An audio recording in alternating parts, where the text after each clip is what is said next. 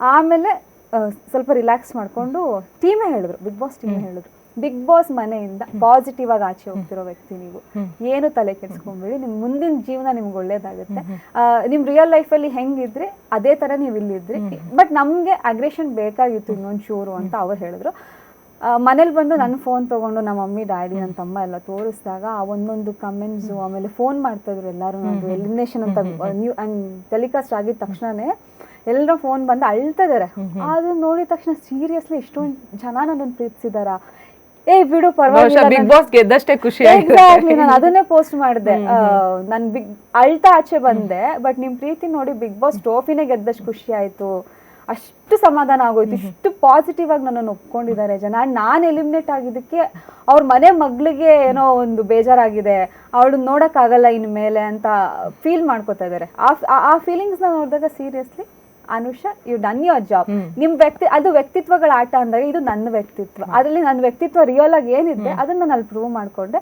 ಬಹುಶಃ ಜಾಸ್ತಿ ದಿನ ಇರೋಕ್ಕಾಗಲಿಲ್ಲ, ಬಟ್ ನನ್ನ ಒಂದು ಜನಗಳ ಮನಸ್ಸನ್ನ ಗೆದ್ದಿದ್ದೀನಿ, ಅದನ್ನ ಹಾಗೆ ಉಳಿಸ್ಕೊಂಡು ಹೋಗ್ಬೇಕು ಅನ್ನೋ ಒಂದು ಪ್ರಯತ್ನ ನಾನು ಮಾಡ್ತೀನಿ. ಓಕೆ, ಯೂಶಲಿ ಬಿಗ್ ಬಾಸ್ನಲ್ಲಿ ನಾವು ನೋಡುವಾಗ ಏನನ್ಸುತ್ತೆ ಅಂತಂದ್ರೆ, ಈ ಯಾರಾದರೂ ಆ ವೀಕ್ ಎಲಿಮಿನೇಟ್ ಆಗ್ತಾರೆ ಅಂತಂದ್ರೆ ಅವ್ರಿಗೆ ಅದೊಂದು ಫೀಲ್ ಆಗ್ತಾ ಇರುತ್ತೆ, ಅಂದ್ರೆ ಬಹುಶಃ ನಾನು ಈ ವೀಕ್ ಹೋಗ್ಬಿಡ್ತೀನೇನೋ ಅನ್ಸುತ್ತೆ.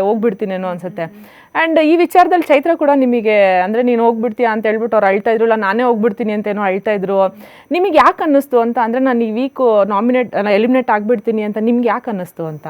ಅಲ್ಲ, ನನ್ನೊಬ್ಳಿಗೆ ಅಲ್ಲ, ಅಲ್ಲಿರೋ ಇವೊಂದು ಸ್ಟ್ರಾಂಗ್ ಕಂಟೆಸ್ಟೆಂಟ್ ಆದ್ರೂ ನಮಗೆಲ್ಲ ಒಳಗಡೆ ಏನು ಫೀಲಿಂಗ್ಸ್ ಇರುತ್ತೆ, ಕೆಲವೊಂದು ಟೆಲಿಕಾಸ್ಟ್ ಆಗಿರುತ್ತೆ, ಕೆಲವೊಂದು ಆಗಿರಲ್ಲ. ನಾವು ಯಾರ್ಯಾರು ನಾಮಿನೇಟ್ ಆಗಿರ್ತೀವಿ ಎಲ್ರಿಗೂ ಆ ಫೀಲಿಂಗ್ಸ್ ಇರುತ್ತೆ. ಲಿಟ್ರಲಿ ಇವಾಗ ಮೋಕ್ಷಿತಾ ಅವ್ರಿಗೂ ಹೇಳಿದ್ರು ಸುದೀಪ್ ಸರ್, ರಾತ್ರಿ ಎಲ್ಲ ನೀವು ನಿದ್ದೆ ಮಾಡಿಲ್ಲ, ಯಾರನ್ನೂ ನಿದ್ದೆ ಮಾಡಕ್ ಬಿಟ್ಟಿಲ್ಲ, ಇವಾಗ ಸಮಾಧಾನ ಆಯ್ತಾ, ನೀವು ಆರಾಮಾಗಿ ನಿದ್ದೆ ಮಾಡ್ತೀರಾ ಅಂತ. ಸೊ ರಾತ್ರಿನ ಅವರು ಟೆನ್ಷನ್ ಆಗಿದೆ ಏನಾಗುತ್ತೆ. ಆಕ್ಚುಲಿ ಆ ಟೈಮಲ್ಲಿ ನಾನು ಕಾನ್ಫಿಡೆಂಟ್ ಆಗಿದ್ದೆ, ಈ ವೀಕ್ ನನ್ನ ಪರ್ಫಾರ್ಮೆನ್ಸ್ ಚೆನ್ನಾಗಿದೆ ಅಂತ.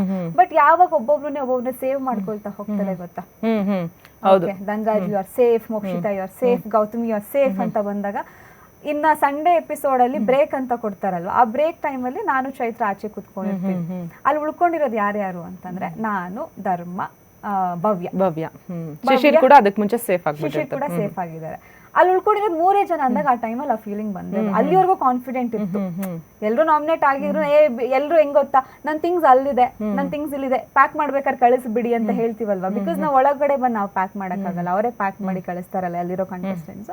ಎಲ್ಲರೂ ಹೇಳ್ಕೊತಿದ್ರು, ಆ ಕಬೋರ್ಡ್ ಅಲ್ಲಿ ನನ್ ಬಟ್ಟೆ ಇದೆ, ಇಲ್ಲಿ ನನ್ ಚಪ್ಪಲಿ ಇದೆ, ಹುಷಾರಾಗಿ ಕಳಿಸ್ಬಿಡಿ ಅಂತ ಎಲ್ಲ ನಗ್ತಾ ಇರ್ತಿದ್ವಿ. ನನ್ಗೂ ಕಾನ್ಫಿಡೆಂಟ್ ಇತ್ತು ಇರ್ತೀನಿ ಅಂತ.